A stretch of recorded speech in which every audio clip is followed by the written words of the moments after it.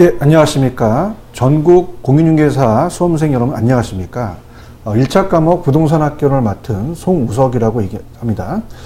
자, 우리 1차 과목에서 패스랜드와 같이 전 강의를 이제 무료로 들으실 겁니다. 교재 구입은요, 자, 우리 홈페이지 수험서물로 우리가 오시면 돼요. 그래서 이제 중개사 실무교육과 보조원 직무교육, 중개사 연수교육, 지정업체로서 우리가 굉장히 파급 효과를 같이 느끼실 겁니다. 자, 그 다음 우리 강의는요, 4개월, 5개월 완성으로서 다른 강의보다 좀 약간 특별화되어 있습니다.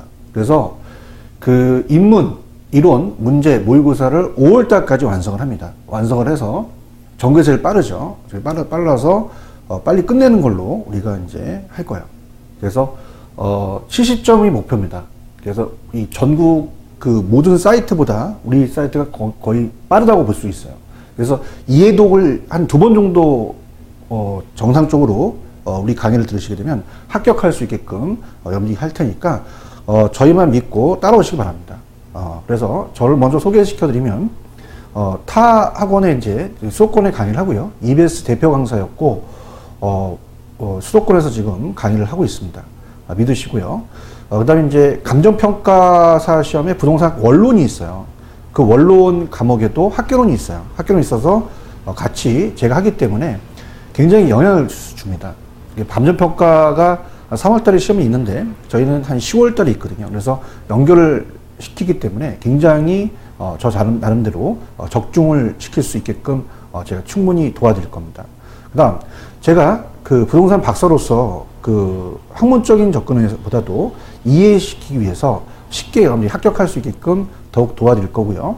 자, 여러분들 이제 제 과목, 우리가 1, 2차에 대해서 전반적인 것은 저희 밑법 교수님이 말씀을 하실 거예요. 그래서 저는 제 과목에 대해서 특성상 부동산 학개론이다 보니까 제 과목에 대해서 말씀을 저 드리도록 하겠습니다. 자, 여러분 이제 사이트 들어가시면은 2017년 27회 공인중개사 부동산 학개론 학습 방법 및 출제 경향이 있어요. 그래서 그걸 보시고 학습 방법에 대해서 이제 우리 저랑 같이 보시는데, 난이도가 높은 부분이 아닌 기본적인 사항만 숙지하여도 맞출 수 있는 문제들이 최소한 20문제 정도 됩니다. 그래서 최소한 기본적인 사항들을 틀리지 않도록 준비해야 되고요. 제가 이제 각각 얘기를 하겠지만은, 자, 수요공급에서 한 3문제에서 5문제, 그 다음에 투자론에서 한 6에서 7문제, 그 다음에 금융에서 4에서 7문제, 간평에서 6에서 8문제 정도 출제가 됩니다. 자, 이 문항에서 24문제에서 27문제가 출제가 돼요. 그래서 이 부분이 주요 부분이라는 걸 여러분들이 꼭 알아두시고, 저와 같이 단원별 출제 문항과 출제 경향 분석부터 하도록 하겠습니다. 자, 먼저 총론입니다. 자, 총론 파트는 어떤 거가 여기 우리가 이제 보냐면요. 총론 파트는, 어때요? 우리가 자체적으로 총론 파트에서 여러분이 공부하실 내용은, 부동산의 특성입니다. 부동산의 특성. 그래서, 부동산의 특성은 이제 부동산에 대한 것을 이제, 부동산의 정의죠. 부동산의 개념부터 볼 거예요. 개념. 그래서 부동산의 개념이 어떤 것이냐. 그래서, 법률적으로 볼 것이냐, 아니면 경제적, 그 다음에 법률적으로 볼 것이냐, 이런 것도 있고요. 네, 부동산의 특성입니다. 특성은 우리가 토지의 특성과 어떻습니까? 토지의 특성이 이제 중요한데, 토지의 특성이 이제 난이도가 높기도 한데, 여기서 숙제가 많이 돼요. 토지의 특성하고, 그 다음에 부동산의 특성, 그 다음에 부동산의 토지의 용어입니다. 토지의 용어. 그래서 토지의 용어가 나와서, 자, 여기서 이제 부동산의 개념에서는 하나, 특성에서도 하나, 토지 용어에서도 하나. 그래서 여기는 이제 토지 용어는 나지와 건부지, 특지, 그런 걸 아마 들으셨죠? 그래서 그런 것들이 나오기 때문에 여기서는 문제가 거기도 있지만 우리가 한 3문제 정도가 예상이 됩니다. 3문제 정도. 이렇게 보시고요. 그 다음에 이제 수요 공급 파트예요. 자, 수요 공급은, 자, 우리 부동산을 어떻습니까? 사는 사람이 있고 파는 사람이 있잖아요. 그래서 수요 공급 파트가 문제가 나온다면 여기도 한 3문제 정도가 예상이 돼요. 그래서 어떻습니까? 수요 공급에서 이제 출제가 되고, 그 다음에 경기 변동입니다. 경기 변동. 경기 변동에서는 한 문제 정도에서 두 문제 정도 예상이 돼요. 자, 경기 흐름이 있죠. 우리가 경기가 상향시장이 있고 하향시장, 경기가 좋다 나쁘다 한다는 것을 우리가 읽어야 됩니다. 그래서 경기 변동에 대해서 문제가 한 문제에서 한 두 문제 정도 출제가 되고요. 그 다음이 이제 시장입니다. 자, 시장 파트에서는 문제가 나온다면은 뭐 한 문제에서 한 두 문제 정도. 그래서 시장 파트는 부동산 시장이 수요 공급이 이루어지는, 수요 공급이 이제 거래가 이루어지는 시장이거든요. 거기서 이제 시장 파트에서 주택 시장의 여가 과정이라든지 뭐 효율적 시장, 또 할당 효율적 시장 같은 데를 이제 우리가 공부를 하실 거고요. 그 다음에 이제 이 지대론이라는 게 있어요. 이 지대는 토지의 대가입니다. 토지의 대가로서 우리가 그 지대론의 학자에 대한 견해가 한 문제 정도 배정이 돼요. 그 다음에 이 도시 내부 구조론이 있습니다. 여기도 한 문제가 배정이 돼서, 자, 우리가 도시가 성장을 하면서 어떻게 성장을 했느냐.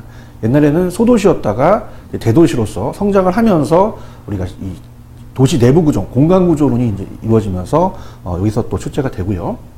그 다음에 정책입니다. 정책 파트. 자, 정책 파트는 문제가 한 세 문제에서 우리가 다섯 문제 정도 이렇게 출제가 됩니다. 그래서 정책이라는 자체가 우리 부동산 문제가 발생하면 정부가 개입해서 정책을 쓰겠죠. 토지 정책, 주택 정책, 조세 정책이라는 게 있습니다. 이렇게 보시면 되고요. 그 다음 투자론입니다. 자, 투자론에서는 문제 파트가 중요하다고 말씀드렸죠. 처음 공부를 하시게 되지만 여기서는 한 6에서 7문제 정도, 수용급이 한 3, 5문제 정도 말씀드렸죠. 그래서 이렇게 보시면 되고, 자, 투자론 파트도 문제 비중이 한 6에서 7문제 정도 출제가 됩니다. 자, 투자라는 건 뭐냐면, 자, 자금의 투입이에요. 자금의 투입. 그러면 자금의 투입을 한다. 그러면 우리가 부동산 자금의 투입을 한다. 그럼 수익성 부동산에 투자를 하겠죠. 그러면 우리가 수익도 있고 위험이 있습니다. 수익이 높을수록 위험이 또 높아지잖아요. 그러니까 수익과 위험 비례관계면서 뭐 이런 것들은 이제 우리가 공부를 하실 거예요. 그래서 포트폴리오라는 얘기도 한번 들어보셨죠. 그래서 수익률이라는 개념, 위험이라는 개념, 이렇게 해서 포트폴리오, 그 다음에 이제 화폐의 시장가치, 부동산 투자 분석에 있어서 어떻게 투자를 할 것이냐라는 뭐 여러 가지 들어보시면 뭐 할인연금 수지 분석법이 있고 할인 기법이 있고 비할인 기법이 있다. 이렇게 해서 이제 공부를 하실 거고요. 그 다음에 이제 금융론이 연결이 됩니다. 금융론은 자, 투자론과 영향이 되는데 보세요.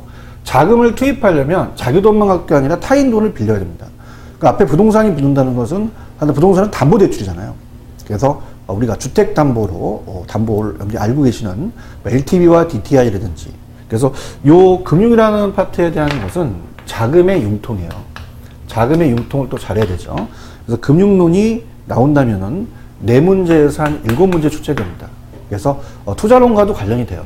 그래서 금융론은 우리가 집을 사시게 되면은 담보대출을 받을 때 최대 대출 가능 금액, 그죠? 그래서 어떻습니까? LTV와 DTI, 그 다음에 고정금리가 있으면 변동금리가 있죠. 또 고정금리에 원금, 원리금, 체증식이라는 게 있습니다. 그래서 우리가 공부를 다 할 거니까 그냥 편안하게 OT 때 그냥 들으세요. 어차피 입문 과정에서 우리가 다 외울 내용이고요. OT에서 이렇게 된다라는 자체만 알아주시면 됩니다.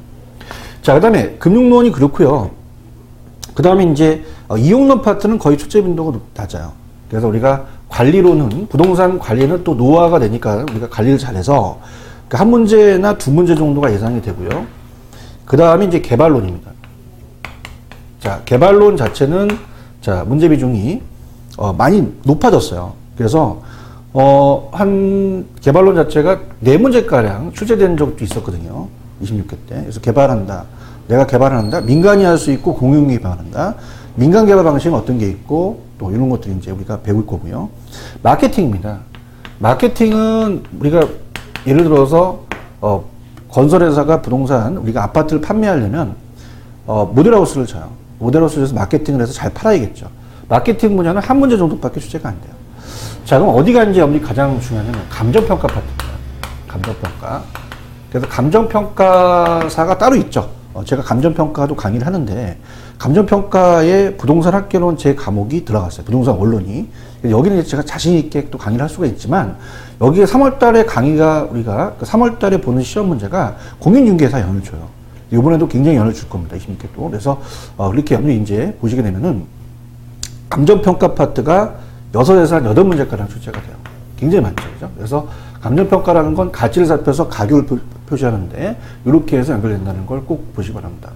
자, 그래서 전반적인 건 이래요. 우리가 여기 보시게 되면 자, 공급자가 수요자, 이게 주체가 있다면 공급자가 수요자한테 물건을 팔고 하게 되면은 자, 공급자가 이제 개발업자가 되고 개발 파트에서 이제 우리가 공급을 하게 되겠고 팔려면 마케팅을 해야 되잖아요.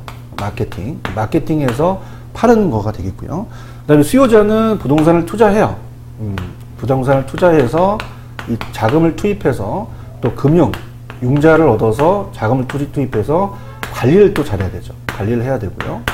그 다음에 이제 주체가 금융기관, 은행이 있어요. 금융기관이 있고, 우리가 어떻습니까? 그 다음에 정부에 대한 정책이죠. 정책 파트.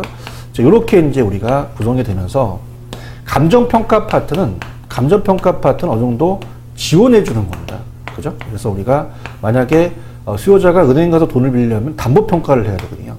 그 다음에 정부 입장에서는 보상평가를 또 해야 되니까 이런 식으로 연결된다고 봅니다.